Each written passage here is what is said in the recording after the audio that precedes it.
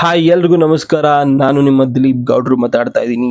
ಇವತ್ತು ನಾನು ಬಂದಿರೋದು ನಮ್ಮ ಅಣ್ಣನ ಮದುವೆ ಇರೋದ್ರಿಂದ ಅವ್ರಿಗೆ ರಿಸೆಪ್ಷನ್ಗೆ ಟಕ್ಸಿಡೋ ಡ್ರೆಸ್ನ ನೋಡೋದಕ್ಕೆ ಬಂದಿದ್ವಿ ಜಯನಗರ್ ಫೋರ್ತ್ಗೆ.